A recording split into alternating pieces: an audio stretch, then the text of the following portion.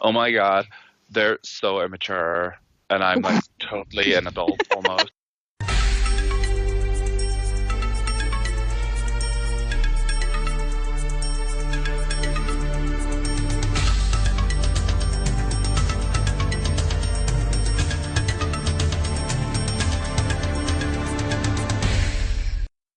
Hello everyone, and welcome to the next episode of Vassals of Kingsgrave's Linear Reread. This is part 40, and today we will be covering Sansa 2 and Davos 3. There are going to be spoilers from the entire series of The Song of Ice and Fire, and possibly from Game of Thrones. Today I'm joined by Valkyrist. Hi, my name's Duncan, also known as Valkyrist on the forums. Hannah. Hello, it's Hannah in real life, Shadow Baby on the forums. DrBlood. Hi, it's DrBlood, Sara in real life. And Nymeria. Hi everyone, it's Mary in real life and Nymeria on the forums. Sir Patrick the Tall. Greetings, it is I, Patrick the Tall. And Michael. Hey, Michael in real life, Khal Wadege on the forums. Okay, so moving on to Sansa 2, we're going back 5 chapters, and this happens on the 6th of November 299. Okay. The seamstress takes Sansa's measurements for a new gown. She's surprised to learn that Cersei has made the order. Her days have been better since she has begun spending them with Marjorie and her ladies. Lady Leonette has been instructing her on playing the high harp. Lady Janna gives her choice gossip.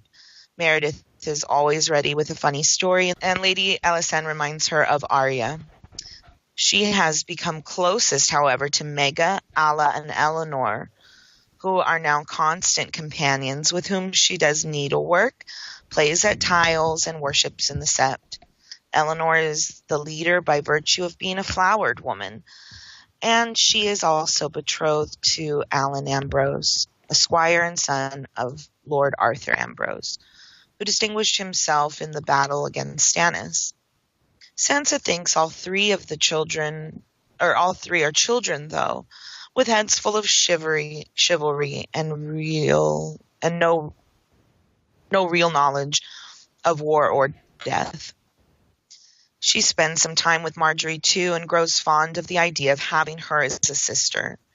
She warns Marjorie again how terrible Joffrey is, but Marjorie is unconcerned with her brother on the King's Guard.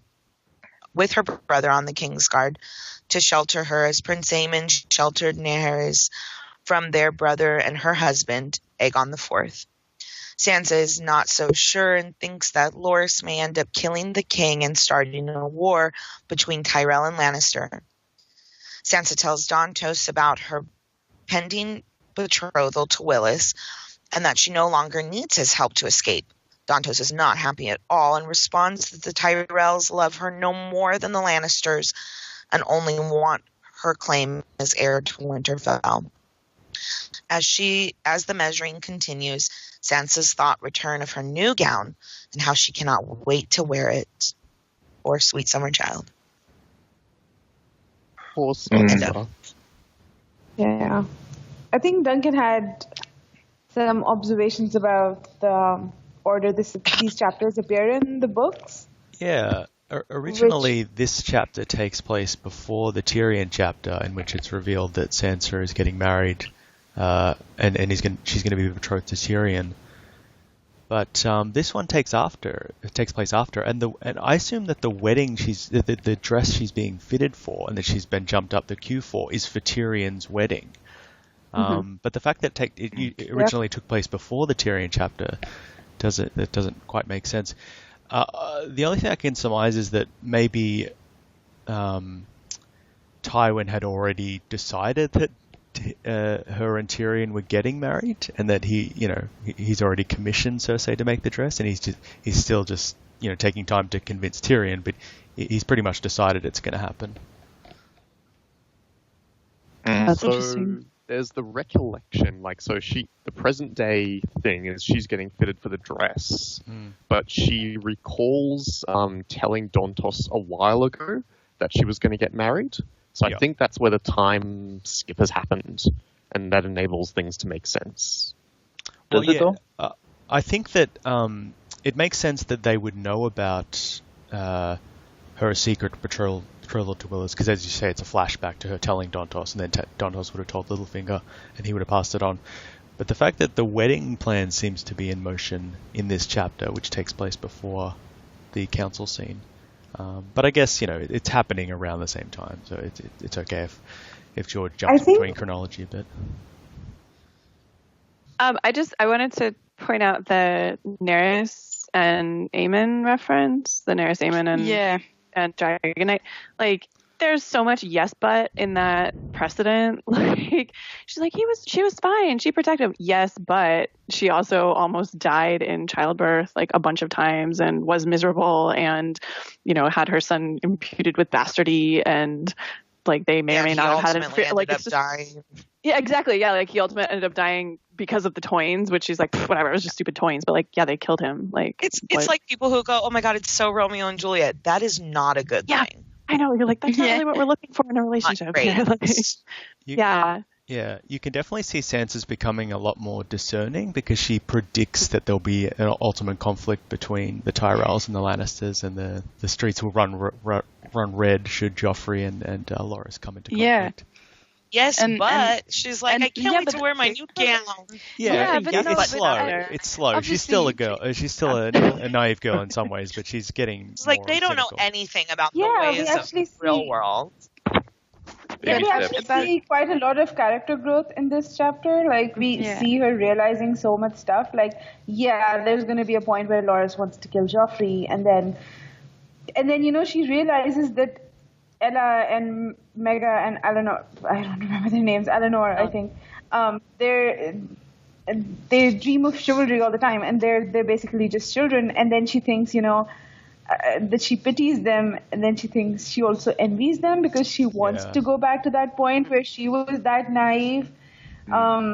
But she's not anymore, which is really, really sad. And there's another point in the chapter which is also, again, really sad, where she dreams of, where she thinks of dreams that she's had of the children she's going to have with Willis, and they all resemble the brothers that she lost. And sometimes there's even a girl that looks like Arya. And that's she still has a very romantic vein, but it's tempered with a bit of pragmatism. So she's thinking about sitting on the boat with Willis and hearing him read and playing with puppies and things. It's kind of half and half though, because she's like, well, they're just children and they don't get it yet. But there's still so much in this chapter that's glaring at her, like, neither do you, chick. Sorry. Is this the first unkiss, or the first with the Hound? Is this the first time we hear it, or is she already like? So I think so. Okay. Mm-hmm. So, but yeah, she's totally being a teenager. The whole conceitedness of, oh my god, they're so immature. And I'm like totally an adult almost. Yeah. God, And, it's like looking in a mirror. Like, you have to do the teenager more often. Amazing. Well, also she's like, oh my god, Marjorie would be such a great sister. And then she's like, oh yeah, you're gonna be besties. And I shat all over her. Yeah.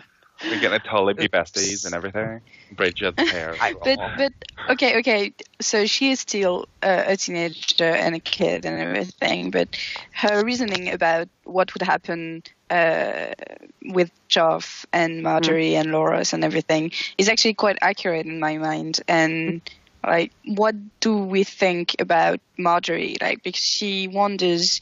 So she thinks. But Marjorie's older, she should realize that as well, and why doesn't she? So do we think that Marjorie knows about the plot to kill Joffrey, or is she just naive about that? I think definitely. I think she at least has an inkling of, like, don't worry, it won't come to that. But what she says to Sansa is, don't worry, my brother's on the Kingsguard. Mm-hmm. Yeah, definitely. Yep. I don't think Lena would have said to Marjorie, yeah, you're gonna marry Joffrey and you're gonna like it, and not tell her that there are plans set in motion to stop that from happening, or at least to make sure that I don't think she maybe knows. She knows her grandmother won't. Yeah, I don't know if she knows probably about said it in more uncertain terms, like, Lena, just don't worry, we've got you. Yeah, we'll sort it out. Marjorie's operating under the assumption that the Tyrells are highly prized to the Lannisters and they have a certain amount of power. They occupy half the council. The Lannisters wouldn't risk offending the Tyrells at this point. It's different with the Starks, obviously, because the Starks were enemies, so it didn't matter if Joffrey was mean to Sansa, but it's different now that the Tyrells occupy half of King's Landing. Yeah, but that doesn't change the fact that Joffrey is a psycho. It doesn't change Joffrey's nature, no. Right. Like the other Sansa thinks he would keep from hurting Marjorie for a while, and then he just couldn't help himself.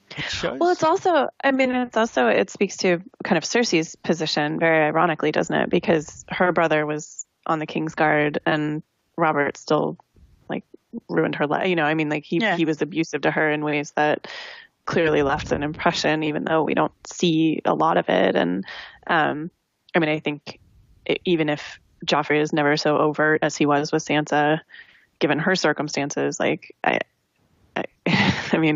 a lot of precedent to say, having a brother on the Kingsguard is really not going to help you at all when the king wants to do something to you. True.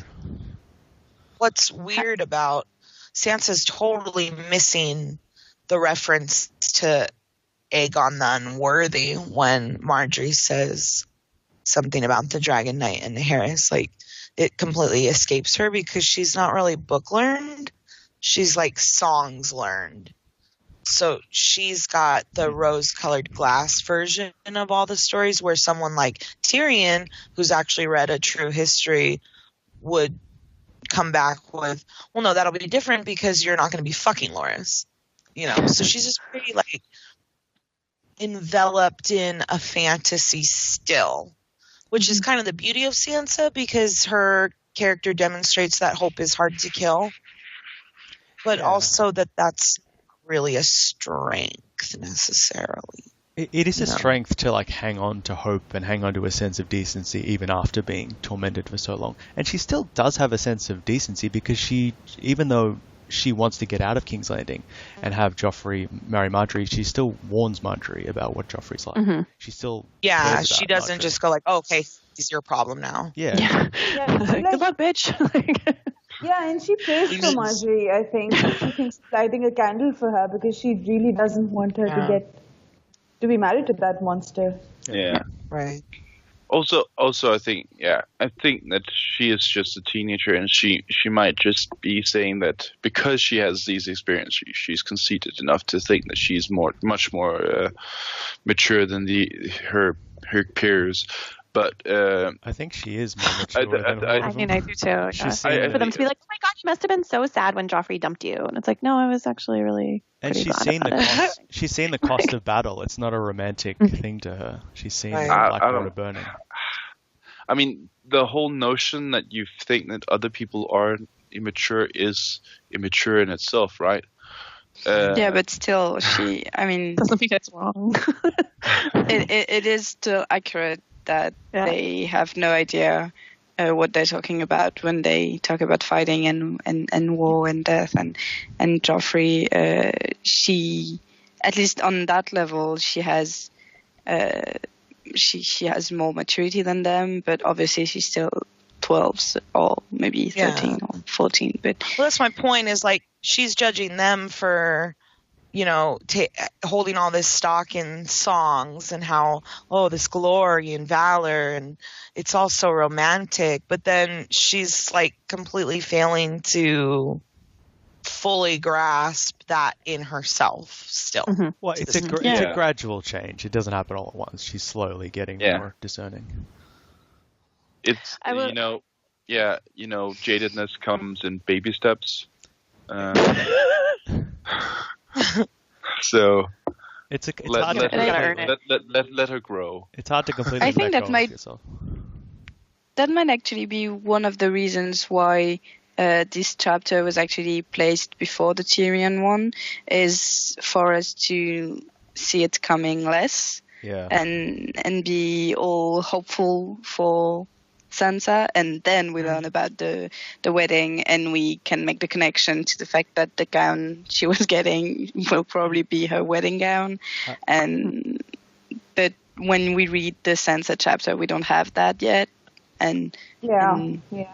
we fall from higher. It completely changes the tone of the chapter. It's so much more happy. Yeah. Like these first two Sansa chapters are so happy. They're so like fluttery, and she's being sociable, and she's coming back out of her shell, and she's recovering from Joffrey. But we know if we'd had that Tyrion chapter first, it would cast this dark shadow. It's more this tragic chapter where she doesn't realize the forces at work and how her fate's already been decided and all that. Because when it's actually quite obvious. Like the seamstress is like, "Oh, leave the colors of the gown to me," and you're like, "Yeah. I know why that is." It's horrible too because she, this is a girl who had very specific and grand dreams and designs for how her life would go, and then she's going to settle for a crippled son of, someone who's not. They're a great house, but they're not, the big four or whatever, And she has come to be just so happy in that it's a way less dream, but at least it will be safe and normal, and it won't be cold and hard. And, it's sad to think again, it just gets turned into a nightmare for her. That's kind of the same thing that Tyrion hopes for before he realizes that it's Sansa. Like when Tywin says, "We have to get you married," and he's like, "Oh, maybe a wife is just what I need. Like if she came with a castle and I could just get the hell out of here and live a normal life." Like she's kind of hoping for the same thing. And then she says, like, "Comely or no, he might be the only champion she would ever have." And it's sad that like they're so close, but yet so far away from each other when they finally do get married. It's like they really are in a lot of ways on the same page, but like still so far apart in so many ways that it just would never work. And it's weird too, the parallel between like the Hound is one of the only people in King's Landing who treats her with dignity, but it's warped the way he does it. And same thing with Tyrion, like on their wedding night, he is being completely respectful of her, and but it's still kind of perverted the way he does it a little bit. You know what I mean? Like she does not have great examples of love or anything. She is kind of sad. Yeah. Even though it is sad, like even though Dontos calls the Tyrells Lannisters with flowers, they do seem like the Tyrell kids seem way more well adjusted than the Lannisters. Like the stories you hear about Willis, how he loves animals and reading, and like even the fact that he has a correspondence with the Red Viper just makes me like him.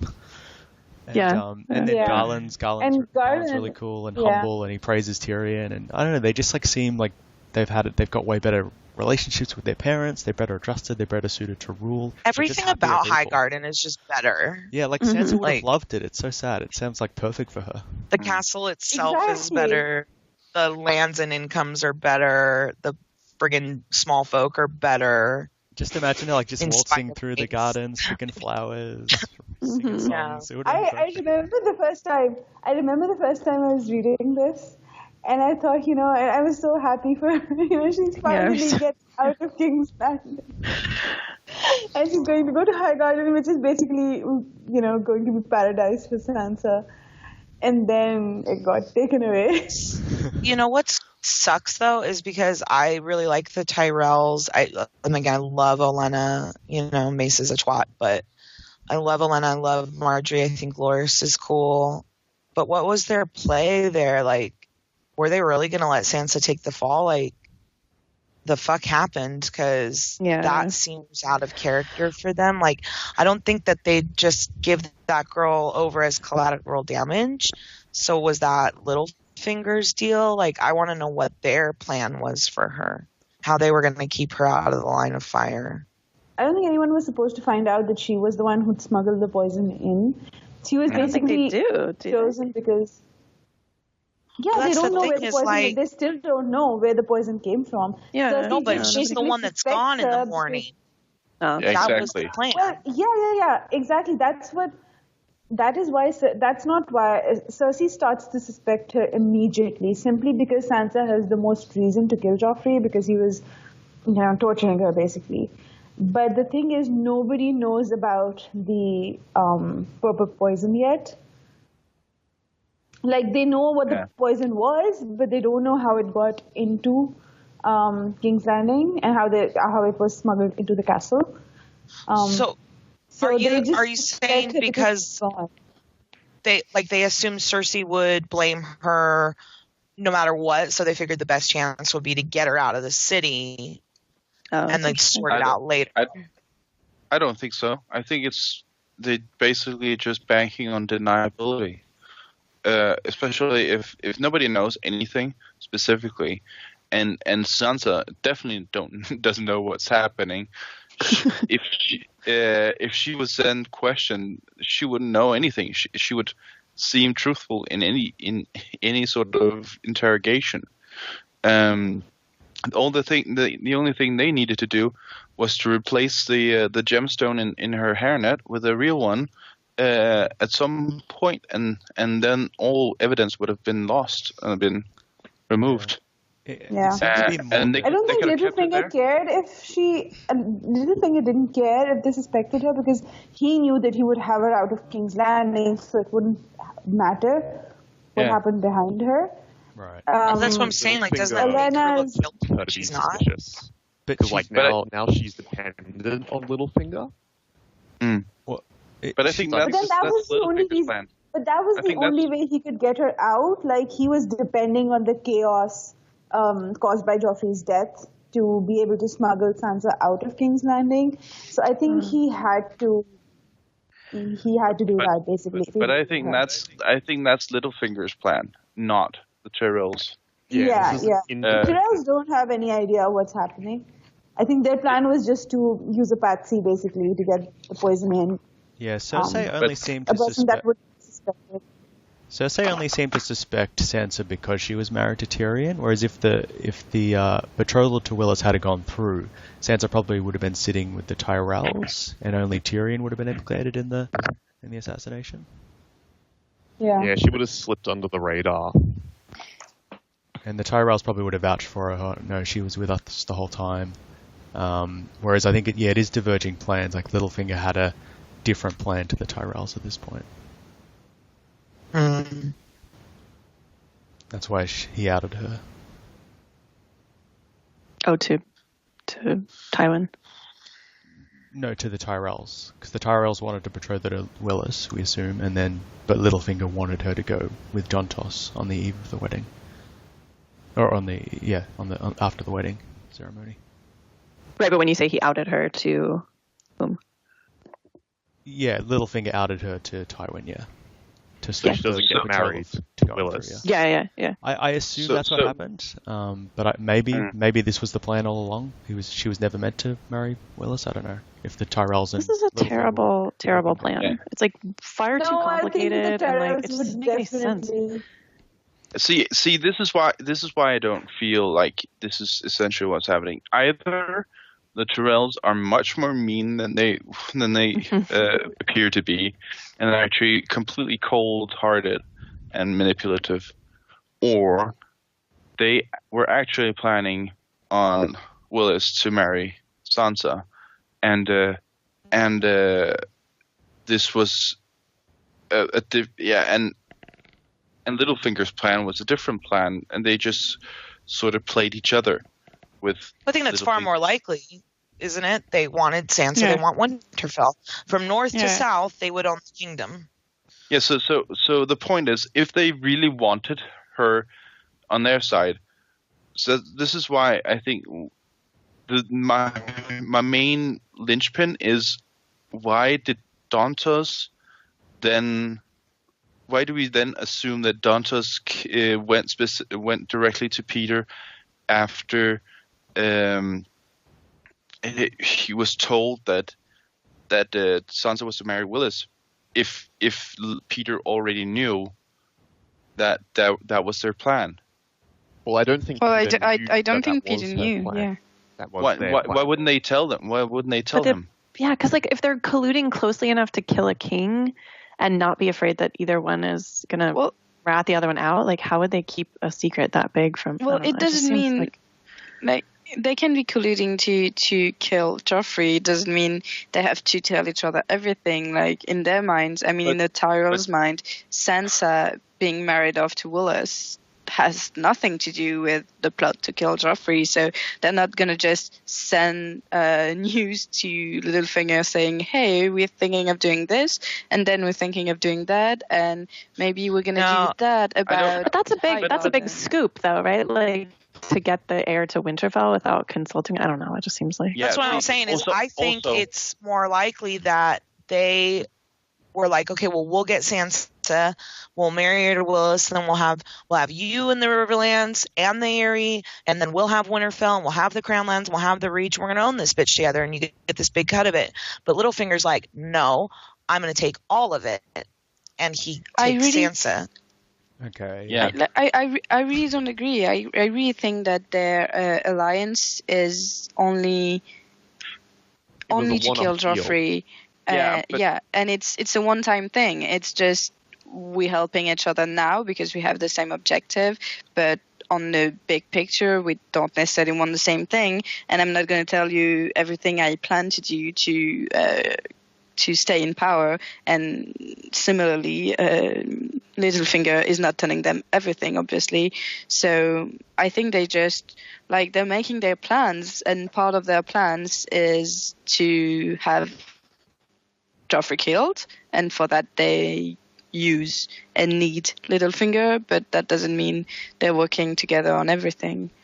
Yeah. That's like what Sarah said, is like, if you're close enough to collude to kill a king, you got to lay it all out on the table there. It seems really wildly stupid on either one of them and out of character to be holding back elements that can really affect the outcome of how this plays out. But precisely, you need to be holding back. You need to be holding something to yourself and have still have some power over the other one if you're trusting him. I mean, because obviously you're not trusting him, you're colluding, but that doesn't mean you trust him fully, and you have to have your own agenda on the side. You cannot just, otherwise you're totally, if the Tyrells tell everything to Littlefinger, that they're totally in his power.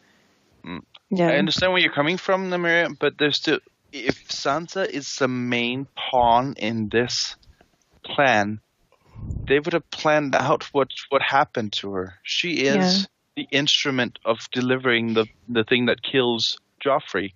But the Tyrell might not be aware of that yet. Why not? They're the ones that give her the hairnet. Yeah, and then Dantos gave her the hairnet. But they're the one that loosens the stone. Like that Olenna gets the stone, yeah. But that happened Yeah, how later. the hell did he come up with a hairnet? He doesn't have any money. Well, Littlefinger gave it to him. Yes, he does. He has like $1 million. No, it's like Dantos. Oh, Dantos. Sorry, they meant Littlefinger. Okay, yeah, he's not just like walking down a corridor like, oh, this is pretty. I'll give it to Sansa. But Littlefinger gave it to him. Yeah, to clear things up though, Littlefinger gave Dantos the hairnet, but the Tyrells administered the poison as soon as he got to the party, right? So they would have known that the hairnet was poison, and therefore they knew that Sansa was going to be the person to bring in the poison to the party, right? They know that at the time of the wedding. They might have not known it when they offered Sansa. When they meant for her to marry Willis. I just think, why would she they trying on shit for the wedding, and then they're like, oh no, that won't do. You need something else. And then lo and behold, this hairnet shows up, and she's like, oh yeah. It's possible. Yeah, but still, that's later. It's possible that they did let Littlefinger in on the plan, and he's betrayed them. He's realized, oh no, I'm going to lose Sansa. I have to tell Ty. See, that sounds more Littlefingery to me. I'm just gonna, it just seems weird that they would be like, we're gonna do the dirty work. Like, we'll do the actual poisoning. You be off somewhere with plausible deniability, and then you get Sansa at the end. Just seems very overly generous on the Tyrell. Yeah, in terms of assumed risk. Stupid to implicate Sansa at all, though. It's like Marjorie could have had it up her sleeve at any friggin' time, and no one would have suspected a thing. Yeah.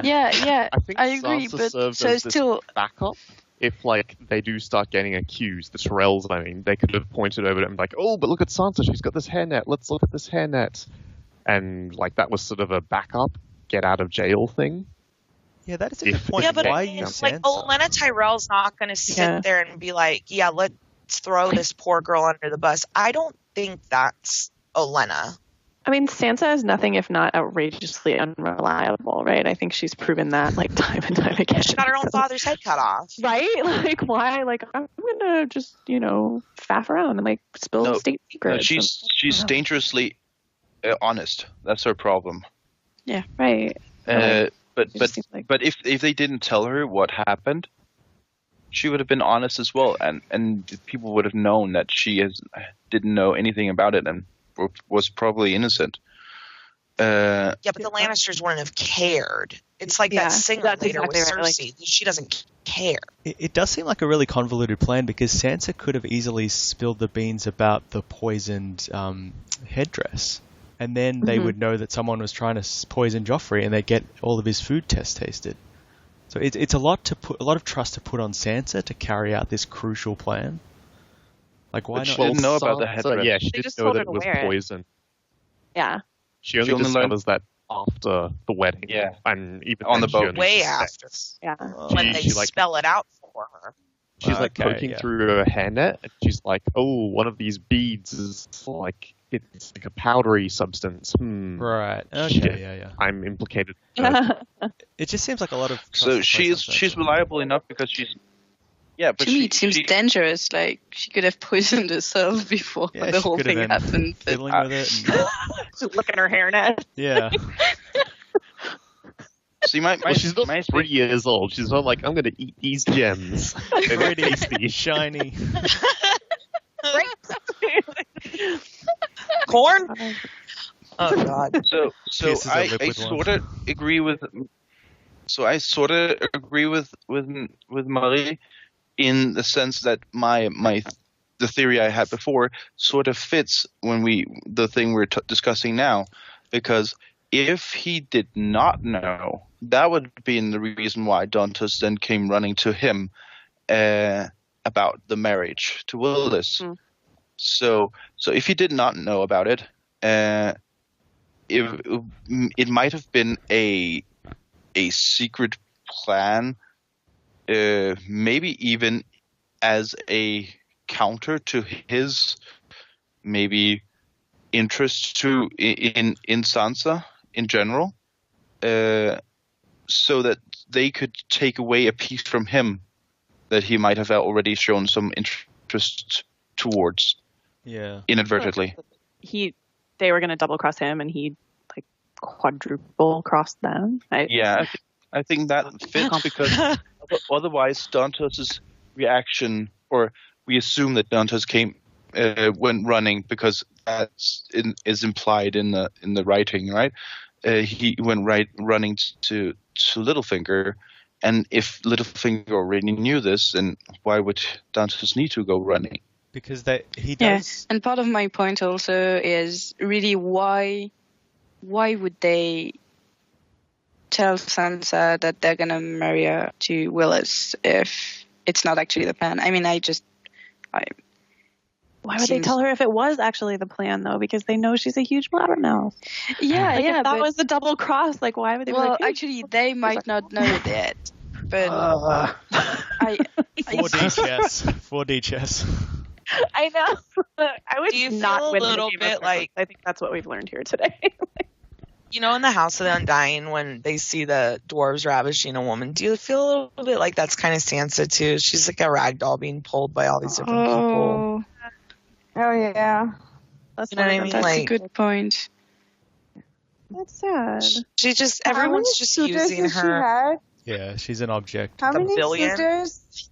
Joffrey, Willis, Tyrion, and Loras for like a hot minute, right? Loras? No, Loras was never like she had a crush on Loras, but he was never in the mix before he took the white. No, I don't think so. Loras was in love with Renly. He didn't care about her. He doesn't even remember her.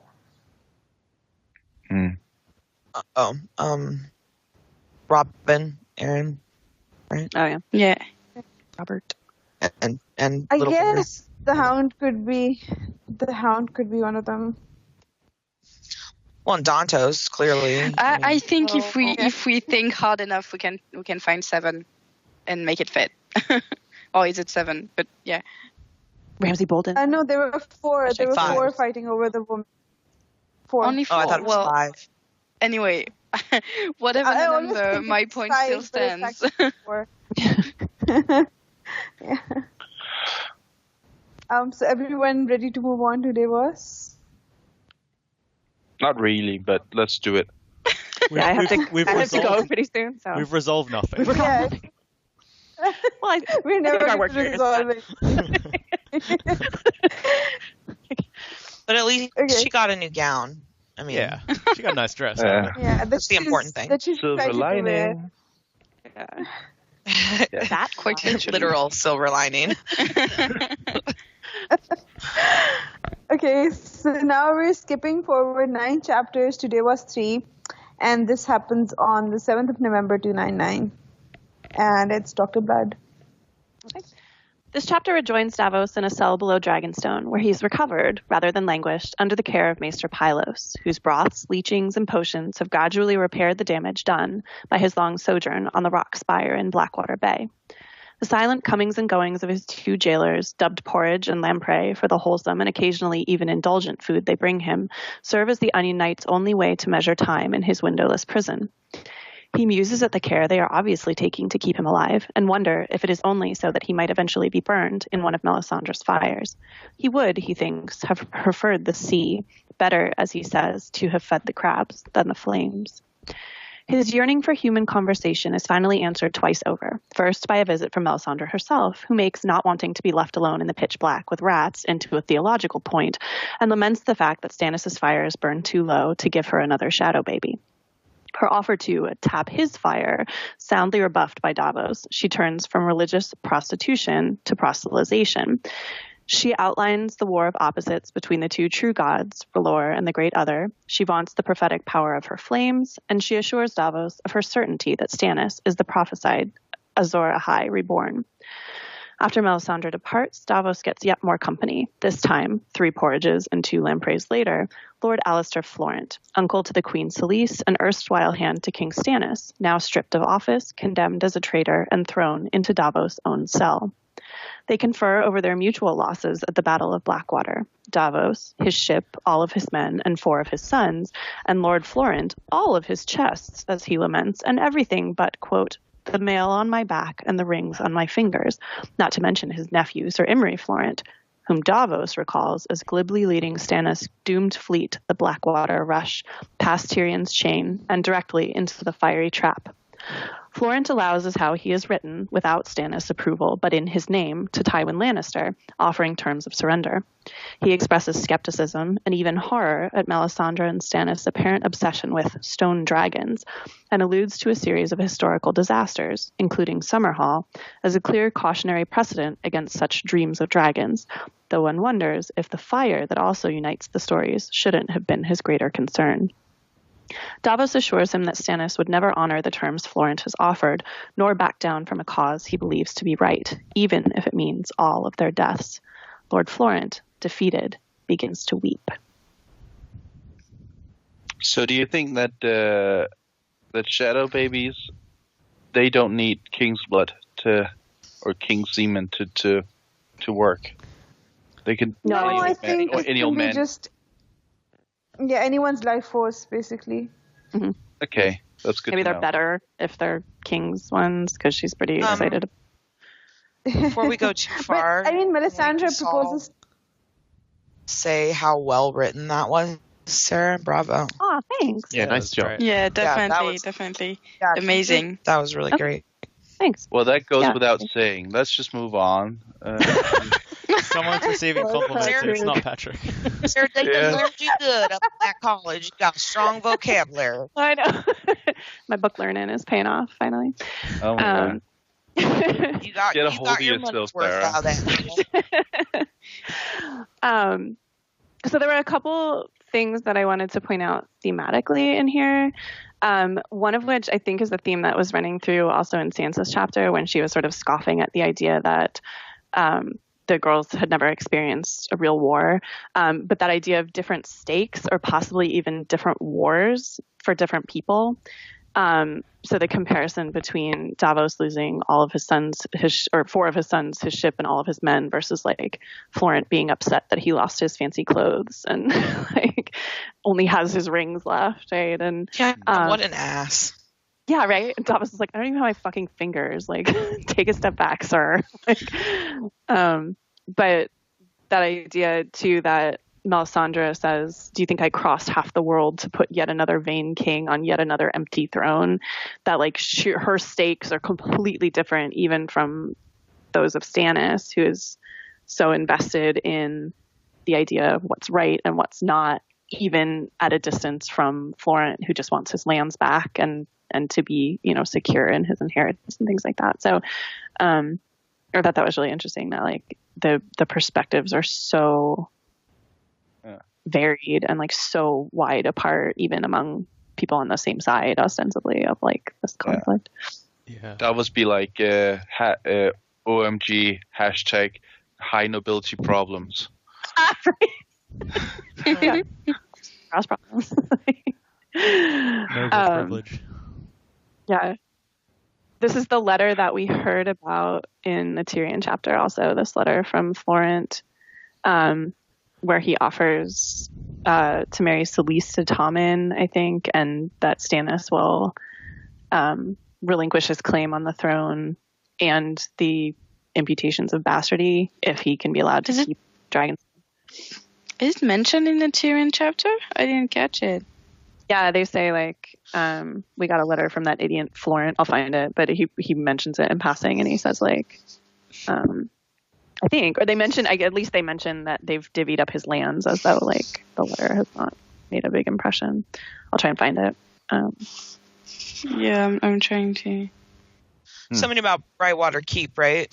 Like, yeah, they mentioned the lands and everything, but maybe I just read that part too quickly. Anyway, carry on. They give Brightwater Keep to Garland, I believe. They do, yeah. So maybe it's not that they mentioned the letter, just that like it's pretty clear that they haven't accepted the terms. No. Did it get sent off? I thought they stopped. Yeah, that's my question. I don't think it has. No, they didn't actually send it. Okay. He didn't. I can't imagine them entertaining the idea just because I can't see them believing Stannis would ever bend the knee to the Lannisters. Like they would just assume this lord has gone off reservation with this. Yeah, no, you're right. And then give him Dragonstone and Storm's End. That's never. Tywin would never do that. Nope, not gonna happen. Yeah, these terms suck. Florent doesn't have all his oars in the water on this one, No, like, he's definitely like the Red Wines are already plotting the attack on Dragonstone in the Tyrion chapter. Well, it's so obviously like, duh, homeboy would never go for this. He's literally willing to go to war and sacrifice everything. You can't take something like that back, and especially not so that you can have a keep. Yeah, homie. Like, what Kool-Aid have you been drinking? Yeah, Sorry. Stannis. Well, they also. Sorry. No, you go. Oh, I was just going to say they pointed out that he had also been the first to support, or he had been among the supporters of Renly, and as soon as Renly died, he was like, never mind. So like he's clearly just really bad at this game, but like playing it as much as possible. What's wrong with you? Yeah. Are you stupid or stoned? Yeah, both things.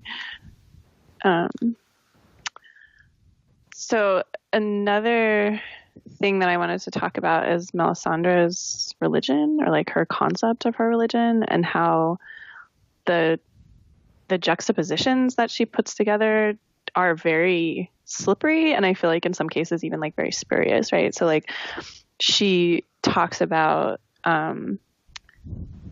the Lord of Light, or R'hllor's side, being bright and hopeful and fire and summer and good and female, but he's also the god of shadow, and she also seems to take a tremendous amount of pleasure in the fact that Lord Sunglass screamed when he burned, which was something sort of incidentally that reminded me a lot of Mary Mazdur, where she was like, his prayers turned to screams as soon as R'hllor reached out for him. But I don't know, it's very my perception of her religion is very unclear, because it doesn't seem as though R'hllor's side excludes as many of the things on the Great Other's side as one might hope from. It almost implies that evil and darkness and suffering is necessary, because it highlights light and justice and goodness, that you need the balance to be intact. And maybe the balance is starting to go up in the other side, and she needs to right that balance. But the others are necessary. She doesn't want to destroy them necessarily. She just wants to counter her side to them. And it's an extremism that seems at odds with Martin's message of kind of grey characters and redemptions and falls and the idea of the rotten onion. Whereas Melisandre implies that you must be absolutely good or absolutely evil, and there's no middle ground. I also feel a lot of things on the wrong. I think that's kind of something George is trying to establish. She's wrong. She's deceived herself. She cray. Yeah, it's just that you can't exclude some of the things on the list that she's setting up as evil, right? So you can't exclude night, you can't exclude male, you can't exclude I don't know. It's just she's setting up this opposition that seems fundamentally irreconcilable, which I guess is sort of what you were saying, that you need the balance, but she doesn't seem to be fighting for a balance. She seems to be fighting for supremacy, which seems very Pyrrhic to me, very self-destructive ultimately. Well, I guess she's the champion of her side, so she fights as hard as she can for her side, but she knows there's going to be people on the other side who fight just as hard. Oh, I see. She's a Jedi, and the others are Sith. They're only two. It should be pretty easy to. The point is that George and the other George both subscribe to the grey side is the best. So the middle ground is the best. Both Georges do that. Maybe it's a thing that Georges do. I think her zealotry to the Force. Yeah. You were the chosen. Curious is not one of these Georges, I assume. Yeah, it's just a George thing. Balance. I think her fundamentalism also creates doubt in Davos's mind, because he's so loyal to Stannis, even though he realizes a lot of what Stannis does is questionable. And you see Alistair outlining that, he's gone off the deep end. He knows he can't possibly win. We need to sue for some kind of peace, but Stannis is all systems go for war and more carnage and more death and violence, no matter the cost. And as loyal as Davos is, he can't help but realize there's a problem there. And also to his own gods. Melisandre says, how are your gods any more real than mine? How is the logic of following the Seven any more logical than following mine? And he does have that vision on the rock, which sort of reaffirms his faith. But again, how is that any different from the visions that Melisandre has? It's all sort of subjective. And it implies that religion is just this kind of way of overcoming adversity, that if you hold on to something, if you have faith in something more powerful than yourself, you can overcome anything. But there's a kind of danger in that fundamentalism, in that blind belief. Yeah. I'm going to say this, and I'm going to just put a disclaimer out there. I hope this doesn't offend anyone listening who is like this, but the way she is with her zealotry really smacks of that evangelical Christian type who is very sure of themselves and their religion, which I think is a great thing. If you believe in something, believe in it hard, but anything that you would speak against it, they have this locked and loaded answer for. Mm-hmm. So she comes into the jail here and is saying, you love the light, you need the torch. But earlier in Storm's End, when he's like, demon, she goes, no, it's a shadow, and a shadow is a servant of the light. And no matter anything that he says, she's got this convenient counter argument to that if she were more aware, she'd realize is not going to convince him.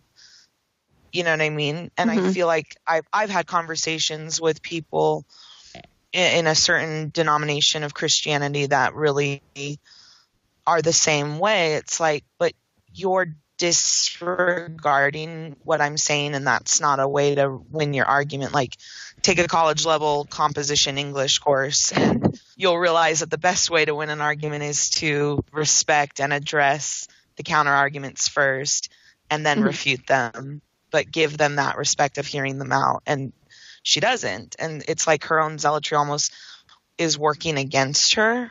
And I feel like George wrote it that way on purpose because obviously he has issues with religion in his real life. And so this caricature that she is being painted as is like probably something that he's encountered in his life and has obviously deeply troubled him. You know? Well, I mean, I think that we have from within the world too, we have even in the same chapter evidence from Florence when he's citing the historical precedent of believing too much, right? Or rather the historical precedent against believing too much when he talks about madness. I tell you, sheer madness. Did we learn nothing from Arian Brightfire, from the Nine Mages, from the Alchemist? Did we learn nothing from Summerhall? No good has ever come of these dreams of dragons. I told Axel as much my way is better, sure. And Stannis gave me a seal. So like he is sort of the precise antithesis of her in that he's the voice of, you know, sort of political pragmatism and like getting the best we can out of a bad situation and things like that. And his allegiances are sort of very shifty.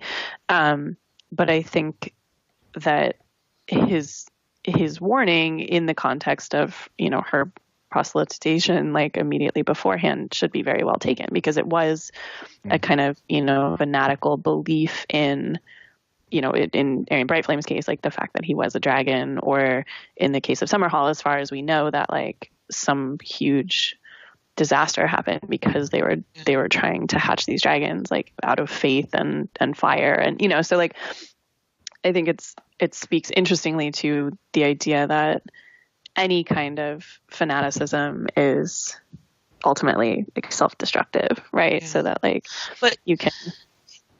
His countering of it is he's so off in the fact that the reason behind his disbelief of her is that he wants to live, whereas Davos wants his king to live, whereas she doesn't give a shit who lives or who dies because something's coming down the pipeline that's bigger than any of them. Yeah. You know, like, so Davos is in agreement with her that like his own life doesn't matter in the grand scheme of things, but he's not willing to sacrifice his king's life or his king's honor. Whereas this little puke next to him is only worried about his own survival.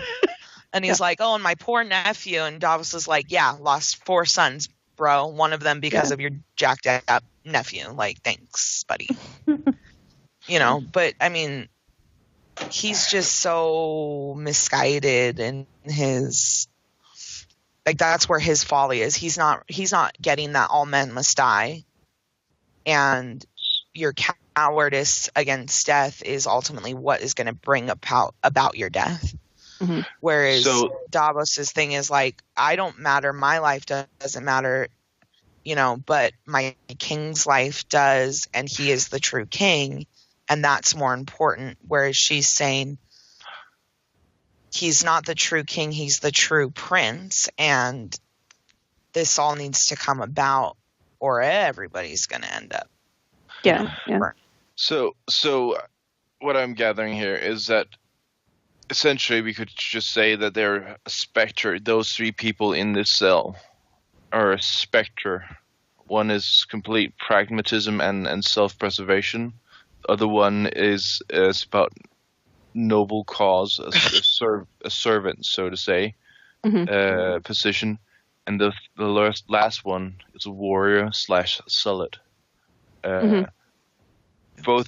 All 3 have perspectives, and while Davos can see both points, he is kind of our middle ground to mediate the 2 points of view towards us. as readers. They're a real Peter, Paul, Mary, aren't they? I don't know who that is. I think that spectrum is really important thematically in these chapters that we've looked at. Like, we've talked about how the themes come up doing this linear reread that don't come up necessarily if you're reading it in like published order or character order or whatever. So this idea that, the stakes are so different that like they're really, like Melisandre says, like, this is not the war that you think you're fighting is not the one that you're fighting. And then I would compare it to like, in Tywin's chapter of Tyrell's mockery of the wildings rising or the krakens or the dragons. Like, it's just in this completely different plane of concern from like, where's the grain coming from? Or like, how many ships do I get in this latest division of spoil? I don't know. It's really interesting to kind of think about how not only it's not just a difference in perspective, it's like a completely different level of or plane of awareness. She sees herself. Melisandre sees herself as being always in war against a great enemy, and in that situation, in war, things get a lot more simple. It's us versus them, and as if you don't believe in the things that she does, then your perspective naturally won't be as black and white, because there is not just me and you, it's me, those over there that might be my friends but not really, them over there against those over there that could be my friends if we do the right thing, and that's how as I said, war is simple. It's peace that's complicated, just like Robert said. Yeah. The other crazy theme here is that they're both doing something behind Stannis's back and making a unilateral decision, but one is motivated by preserving the king and one is motivated by preserving himself, which obviously one lives and one dies at the end of the day. I feel like she sees through that too. Like, she's very patient with Davos through everything. And she never gives up on him, even though he gives up on her repeatedly. So she's not totally like without merit in what she claims to be, I think. I think there's one of two things that might have been in play there. Either she's seen him in the flames or thinks she's seen him in the flames and thinking that he's important for everything, and she's just working out of that. Or she sees him as the unquestioning servant as he is, or not the complete unquestioning, but as the tool that he can be if he's just pointed in the right direction, and therefore sees his value, even though he's at points clearly antagonistic towards her. Just with regard to her flames particularly, I thought this chapter was an especially interesting example of like how incredibly tenuous and also very paradoxical her fire visions are, because on one hand she's justifying her entire belief in Stannis as Azor Ahai, saying that I've seen him leading the fight against the dark, I've seen it in the flames, but then at the same time, her answer to Davos asking who betrayed him and his plans to try and kill her was that she saw it in the flames. So by definition, anything that she sees, she can change. Like, she acted on her vision of him coming to try and kill her by throwing him in jail and therefore preventing him from trying to kill her. And like, I don't know. So it just seems like a very tenuous thing on which to base your absolute belief in something if you have seen yourself the ways in which you can affect the outcome that you see. Like, I don't know. Yeah, it's different than like what Jojen sees, right? Like, Jojen sees his own death, but is not either willing or capable of making a move to stop it. He's just accepted that's the truth. Yeah, where she's like, hey, that dick's gonna kill me. No, and she like has him arrested and throws him in, which frankly, if I, could see the future, like I would probably be the more inclined that way of the two. But like, it's just very interesting that she puts so much faith in the flames. The flames do not lie. Right. When she herself, if nothing else, like she herself can directly change what it is that she's seen or directly act on it. Which I guess she does say, like, what does she say to John at one point? She's like, some of it is what has been, some of it is what might be, some of it is what will be. Yeah. Some flames are truer than the others. Which, like, at what point are you just, I don't know. Bullshitting. Yeah, exactly. Like, I mean, it starts to sound a lot like. No, she has a. Till you make it. She has a relorimeter. She gauges the truthiness. Yeah, it's like a metal detector. Like. Yeah. Oh, this one's a good one. I can use that one. Yeah, I don't know. It's just, and then like she questions how well she interprets them, but I feel like this is a different problem entirely. Where it's not like, did I see that right? It's like I saw it and I acted on it, and that was true, but now I've changed it. So was it true? Well, like, again, I don't know. She's got this answer for everything. Like, oh well, the flames are right, but sometimes the interpreter's not. Yeah. Right. Yeah. We also see. But then later she's like, I'm never wrong. We also see in A Dance with Dragons a lot of it is trickery and convincing people that she has a lot of these powers. So someone may have just informed on Davos, and then she's claimed to see it in the fire, so she can get more capital with Stannis. That's interesting. Also, she never says that she specifically sees him killing her. She just sees him wanting to kill her, right? Right, or but trying to she doesn't need flames to surmise that in any way. You know what I mean? If you're paying half attention. So if she may be looking through the flames, looking for people who are like antagonistic towards her, or trying to kill her, or wanting to kill her, and his face pops up, that could be enough. I mean, we don't know the specifics of her visions. It could be so non-specific that it doesn't include the specific action of him killing him and killing her, and therefore not negating the fate of her dying. I think Melisandre can kind of direct the visions she wants to see. Because in the one Melisandre chapter that we get, she clearly says that I ask for visions of Azor Ahai and they show me only snow. So she can like actively search for a certain vision. She warns Jon of the knives in the dark. So I'm thinking that if she wants to find certain threats against herself or against Stannis, she can actually look for them in the flames. Okay.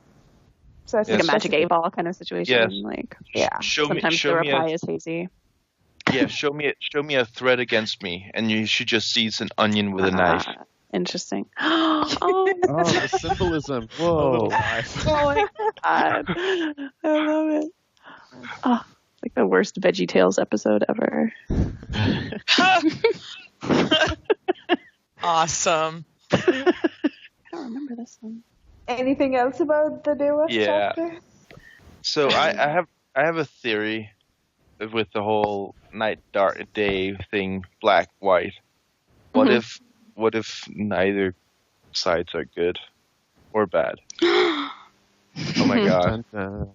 So left and right. Yeah. No, I mean what if because a lot of the attributes you put on R'hllor is like things you would put on a demon, right? Which of those things, pray tell? Sacrifices, fire, stuff like that. Oh, God. I was thinking like female, possibly, or like we're going to start something here. No, not really, but it also varies when his body parts have been sacrificed. Some sort of demon-esque voice returns. So if it was just towards R'hllor or whatever, it makes sense that he would be like some sort of demon. And so in essence, in my perspective, for me it looks like it's actually just a battle between zombies versus demons, and we're just unwitting parties to that. Aren't all religions and all gods, like, in this world, our world, I mean, you could argue is the same thing. Like, in the God of Christianity, you get evil from free will given by God. The God's benevolent, but he can also be provoked to anger. I mean, they're like two sides of the same coin, right? Two wings on the same bird. Yeah, maybe. Even the black goat, I mean, they love him, but they fear him. It's all, So do you think that... No, but what if every single god, or at least a lot of the big ones, like the lion and the goat and Relore and the Great Other, what if they are all like some sort of demon? And all the people in Westeros and Essos are just worshipping demons because that's where their magic comes from. Well, Demon but then worshipping. you could just argue that demon's a misnomer, and that's just a made-up word. What the god is what it is, regardless of what you want to call it. Yeah. So, but in the description of a demon, I assume that they at least have malicious intent or not non-good intent upon the world. So if the term demon is wrong, I'm sorry, but that's the closest in my worldview I can use. But again, what you consider good and evil is irrelevant to what is writ for you by a god. You know what I mean? I like the laws. You might consider it bad, but that's not really the point. No, that is actually the point. Because if you don't feel any sort of relations to what's good and bad, how has the god relate to you what is good to do for you to please the god? I mean, in essence, if you don't understand the god, why do we worship it? Well, you could call demons just human interpretation of elemental nature, volcanoes and storms, and the destruction of the world, and how human morality is something that's important to us, but it seems petty in the wake of nature. In the words of Melisandre, shadow is a servant of the light. So shadow and darkness is not necessarily what we would consider a great thing, but you can't have one without the other, right? But that's assuming Basically what she's saying is that darkness is the absence of light, right? So it's the opposite of light. Whereas shadows can only exist when there is light. And the That seems so... Part of the Night's Watch mantra is "We are the light in the darkness" or something like that. So it's like the flipped, the reverse of it. It makes me very... These two lists make me very, very trepidatious for the Song of Ice and Fire and whoever would get involved in it. It just doesn't. I mean, if I'm thinking of Jon Snow as being, or if we take the R plus L equals J, and he's the sort of embodiment of that, or even if it's him plus Daenerys, or however you want to break it down, you're still incorporating an awful lot of stuff off that list that she seems all that excited about. You know what I mean? It's just. The use of male and female in that list is interesting because it implies it's weird, right? The two forces have to come together to create something new, like darkness and light have to bond. Yeah, that it's she seems very much to be on the side of eliminating one, but the list as she's constructed it is uneliminatable, right? That's what I'm saying. It doesn't make sense. Yeah. To answer Patrick's question is, you can't have a god and something to worship without causality. And the catalyst for that is a mortal fight, think about in Christian religion, which is the one I'm most familiar with, so I'm going to use it as my example. But I feel like it's true for a lot of religions. There's a cause and an effect. God gives man free will. He creates us and gives us free will. And in that, we bring about evil.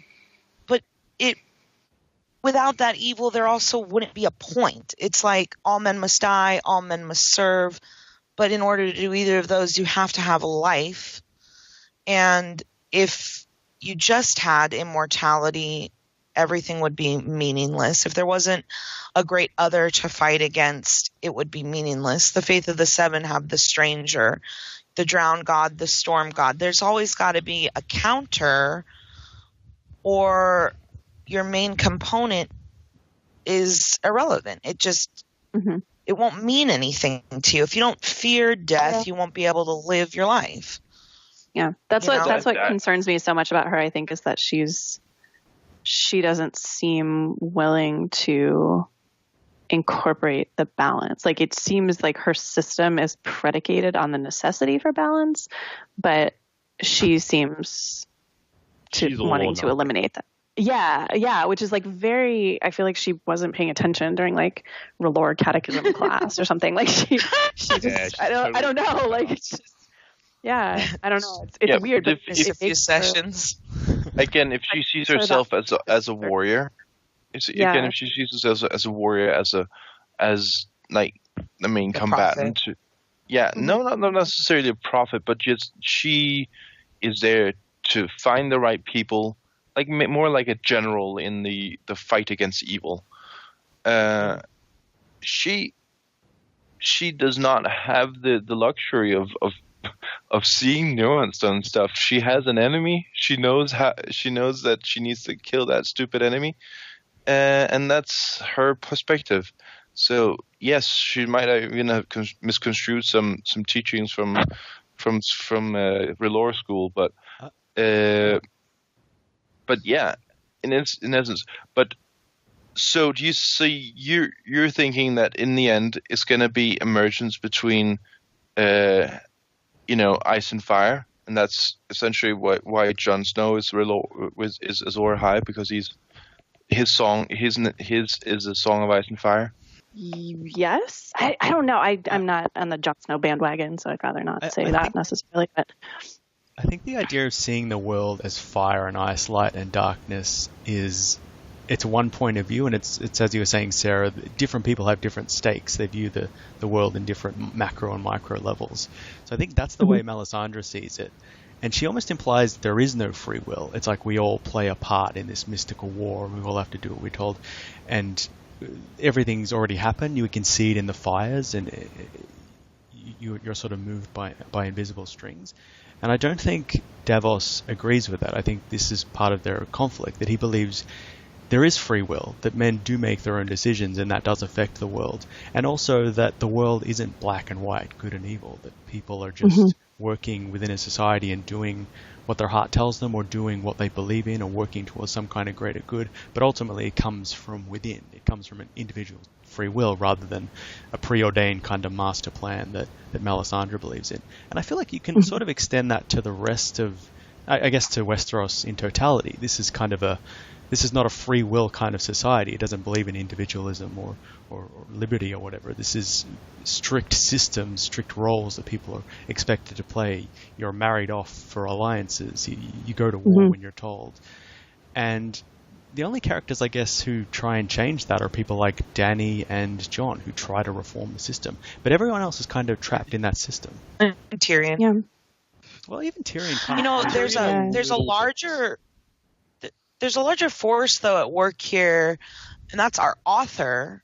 And he has these constant, never-ending themes of one and the other, fire and ice, cause and effect, and clandestine things happening. Like, I wonder, is it just random that it's a Dothraki that cuts off Jaime's hand, and then presumably later it will be a Dothraki horde being brought over to ultimately bring them down off the throne?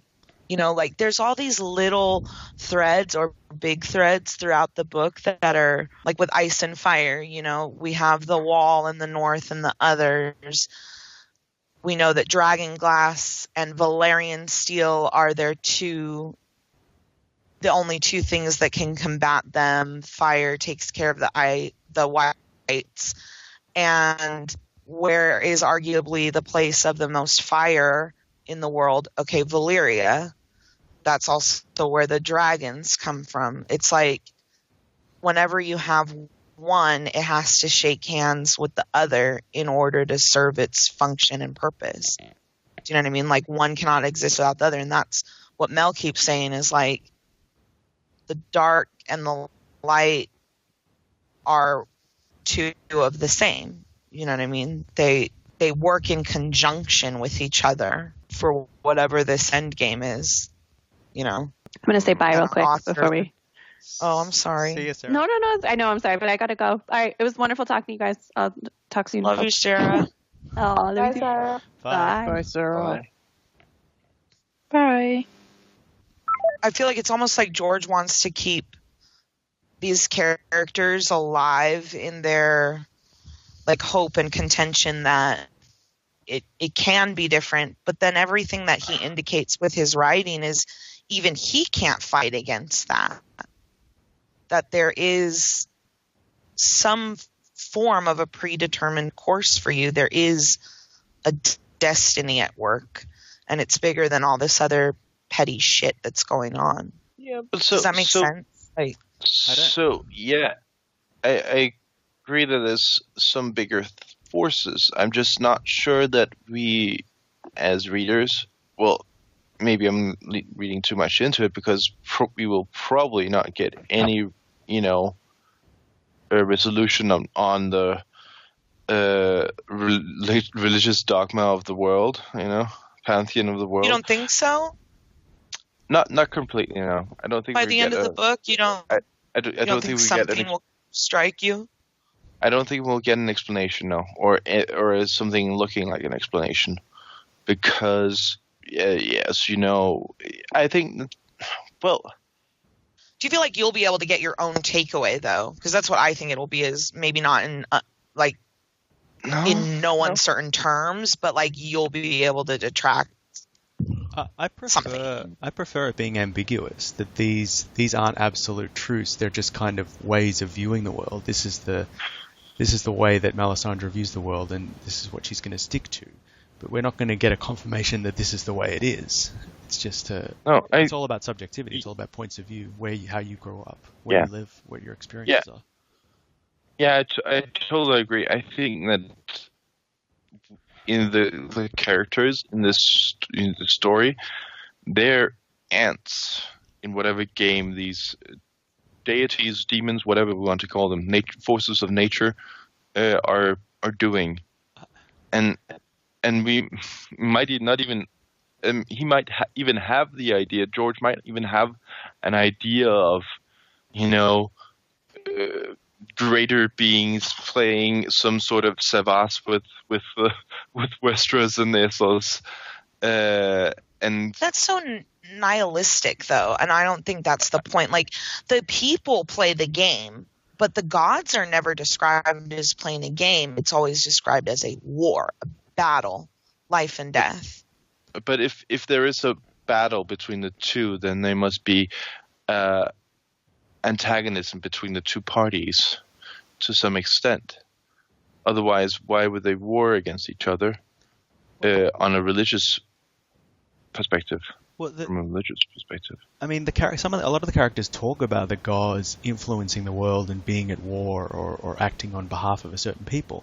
But you're right, Hannah, it's the people who actually make the actions. They might be justifying it with gods, but it comes from individuals doing these things. So I don't think... I don't buy into... I mean, like, obviously the others are a big what-if. Like, maybe that does suggest a kind of, apocalyptic war is on the horizon eventually between ice and fire. But I think most of, 99% of what we've seen from the book is that it's people.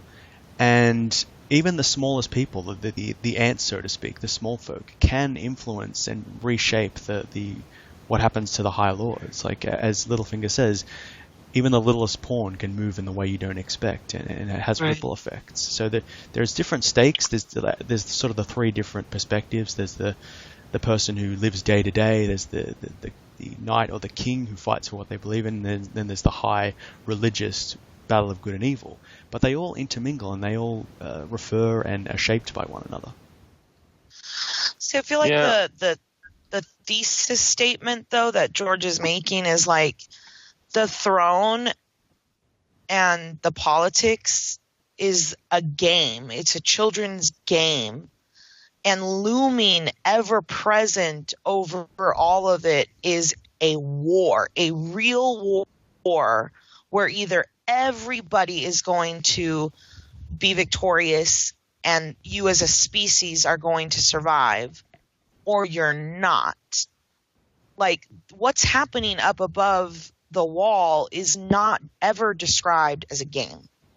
There aren't players. They're real people fighting this enormous, unstoppable force of who knows what the fuck, really, you know. But only the stuff that has to do with the Iron Throne is ever described as a game by our author. Like, there's a huge indication here that he's saying all this division and acrimony you are all dealing with and woe is me, it doesn't matter, and you are missing the crucial part of your lives and the purpose of your lives, and you need to lay down your arms against each other and pick them up against the real thing that matters. And slowly it's dawning on some of these folks, but not quick enough, you know. I would like to put forth that that is still just a perspective from the characters. I think that's essentially the reason why we won't get any sort of real notion of how the forces of nature work, like how the Great Other works and how R'hllor works. Essentially, because as he says, as George always does, he does from a character point of view with a limited omniscience, right? They don't know everything, and they won't unless some sort of god or some holy text suddenly appears. Then none of them will know what's exactly going on. They will just see, okay, there's a war, we need to fight these stupid zombies or we're all dead. But so that's why I think we won't ever get a resolution on how or what's really happening, and that means for me that it might as well, I'm not saying that it is, but it might as well be something I wouldn't qualify it as nihilistic, but something completely like in awe making, like something that would make the characters even more insignificant than they already are in the grand scheme. I agree. There is a sort of tragic irony to the fact that all of these characters are squabbling over petty things or fighting over petty wars when this real looming existential threat is amassing in the north. But also, you can understand why the others aren't a concern for everyday life in Westeros. You know, someone who doesn't have enough money or enough food to eat in the Riverlands, someone who's, you know, being abused or tormented or having to do things they don't want to do or having to march to war. The others is just this, it is this mythic fairy tale. It is the battle of ice and fire, this kind of ideological elemental understanding of the world that it's not going to impact your real life. You know, maybe one day the others are going to invade, but it hasn't happened yet. So it hasn't happened for thousands of years. So you can understand why those concerns just don't loom. And maybe, you know, there's tragedy. It's like a little kid covers their eyes and like, you can't see me. Yeah, it is, I guess. I think it's more like a person with a list of all the things that can kill them, and they immediately go towards the thing that is just about to kill you and try to fix that, and say all the other stuff they can wait until I fix that one, and they can take the next one, the next most immediate thing. So even if the others are coming, It's like, well, right now I need food. I need not to die from scurvy or dysentery. It's see you, Michael. It's kind of like everyone's gone.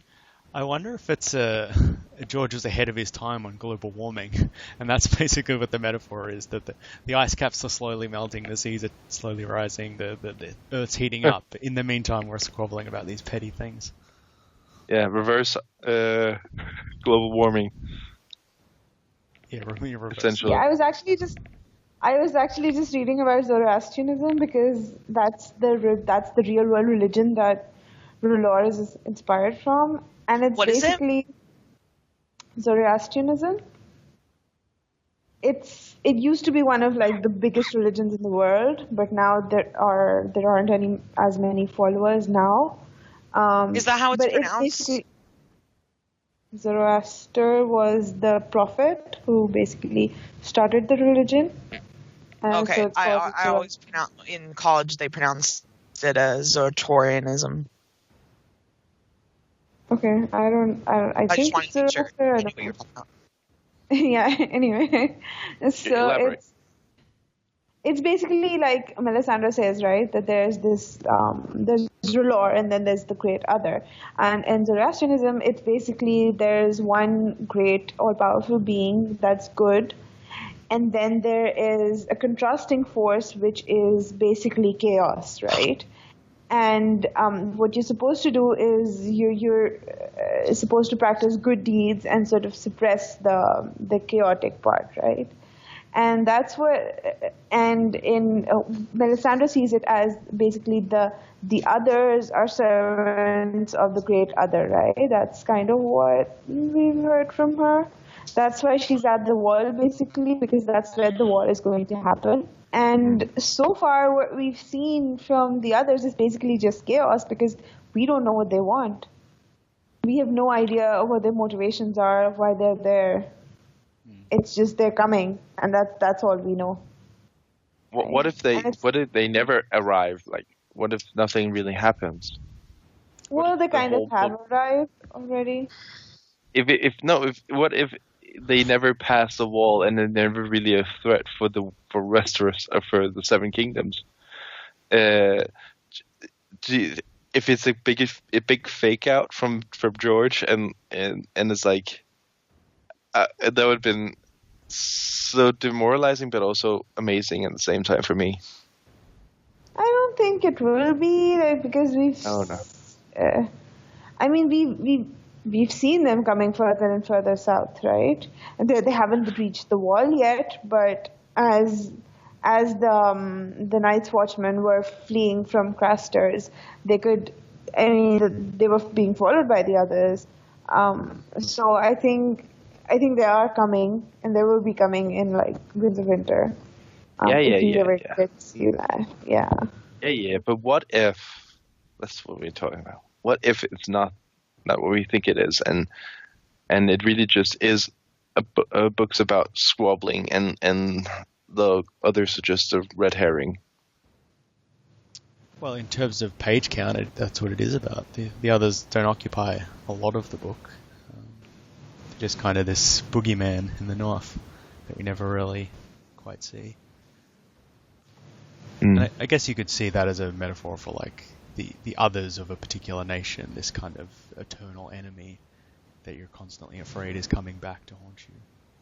Or, the human psyche, there always has to be some opposing force, some shadow psyche that torments your thoughts. But I don't know. I assume they're eventually coming because he's built it up a lot in the first chapter of the book. But maybe it is. Yeah, I mean, that was basically the prologue, right? That was the start of the series, that the others are coming. But it would be amazing if it didn't. Wouldn't it be like, it would be the biggest dupe ever. But then what's the point of bringing the dragons back if they're not needed to defeat the others? Is it just for Dany? Like, are they just there so Dany can conquer Westeros again? I think essentially that's a different thing, because I didn't actually link those, but I think that she's essentially just a Dance with the Dragons, reborn. There's going to be different writers with different motives, and they're going to kill each other in a horrible, fiery way. That's my horrible point of view. It would definitely it's definitely going to change the tone of the series if the others do invade in the next book, because it will no longer be dynastic struggles. It'll be survival of the human race. It will render all of those things that we've spent so much time pining over, all the conspiracies, all the betrayals. It will render them meaningless. Yeah, moot. Yeah. And maybe that's the point of the series. But we shall see one day. How weird is it, really, that we're 5 books into a 7-book series, and we don't know the reason behind the books. We know that we're not completely sure about the theme of the books, really, either. I think the main theme, the storyline, the thing he actually wants to tell about. We're not completely sure what it is. Yeah, is it the others, or is it how politics is? Yeah. I don't know. I think need the concluding books to decide that. Yeah, exactly. We need the end to actually decide what the story was. Yeah. That's right. We need Winds of Winter now. So thanks for listening, everyone. You can find us on Twitter, YouTube, Facebook, Instagram, and our WordPress page, vokpodcast.wordpress.com. And you can always find us at the Podcast of Ice and Fire forums. Bye, everyone. See ya. Thanks, Nadia. Thanks, Nadia. Bye.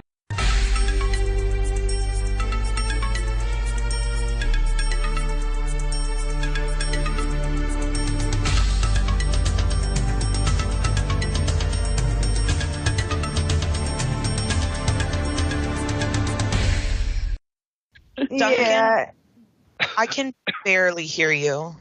Oh, really? Is anyone else having that problem? Yeah. No, I can hear him fine. Do you mean me, Hannah? Oh yeah, I'm sorry, Michael. I think it's just because you. I can barely hear, so I wasn't sure which one. Which Australian accent it was? I swear I'm not racist. You don't all sound alike. I can't hear you. Some are women too, so they're different. I swear.